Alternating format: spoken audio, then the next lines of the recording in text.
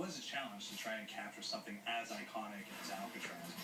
You know about this. This is arguably the most famous prison in the world, and now you're in it. Just the space, the physicality of it, because it's quite claustrophobic.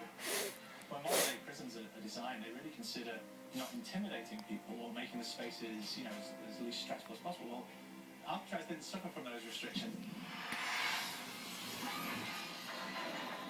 They did the research, they went out, studied Alcatraz, not just from books or internet. They were actually there to feel the environment, so it really sets a mood that gets you a little spooked.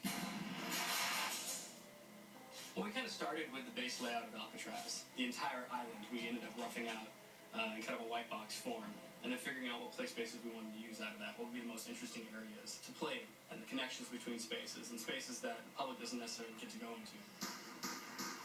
We really did a lot of pushing to really enhance that psychological horror aspect that we're really looking for, and this is a really good opportunity to really tell something special. I think that's stuck right through the gates to hell. This time around, I feel like it's been identified that there are these side missions that you're going to go out and try to accomplish. Al and the rest of the groups put together this escape plan, but the point is to get the parts and assemble this plane so they can get off the island. We did something new for the first time. We have actually contextual music that goes on. That's the first for zombies. And it's all based around this horror thriller aspect. Every location will have a specific stinger that you hear when you find it, when you discover it, when you start unraveling the story, we start building on the music that you're hearing, and it's really enhancing that experience and going along with it in parallel.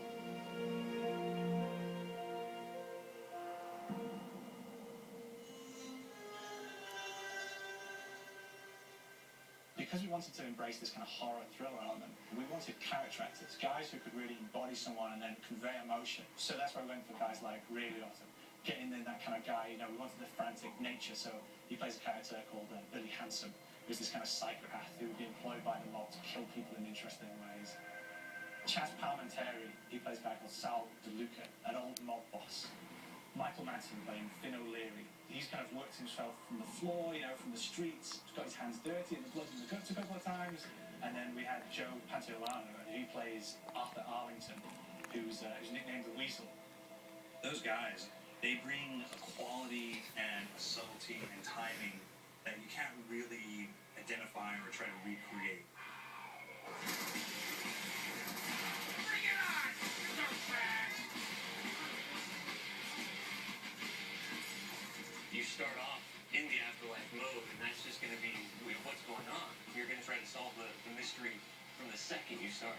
Afterlife to me brings a new element, like a new puzzle element. It forces me to think a little bit more, or look for the clues, or kind of think of zombies on a slightly deeper level. You see clues throughout the map that tell you, perhaps if I'm in the afterlife, I can interact with this object, or there's some puzzle going on here that I need to be in the afterlife. Back east, I whacked a dirty dentist with one of these. Took forever. Alcatraz has a Civil War kind of fort background before it turned into a penitentiary. And so we had this kind of backstory, the idea that the warden would have collected Civil War weaponry. One of them is a blundergat. It's a fictional weapon, but the idea of the combination between a blunderbuss and a Gatling gun. And possibly, there might be a way of upgrading it to a more fantastical weapon that the players may find.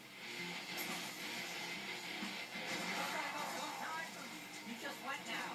There's one main zombie, one big zombie that's going to come through and wreak havoc on your life.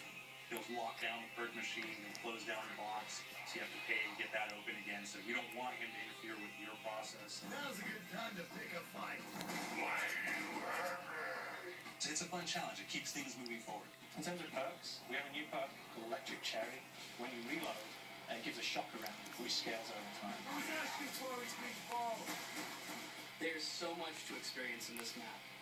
Every time I play it, there's a new tactic to take, a new experience, a new objective to go for.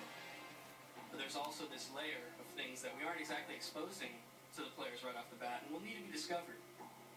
Don't let me go. This is the calling.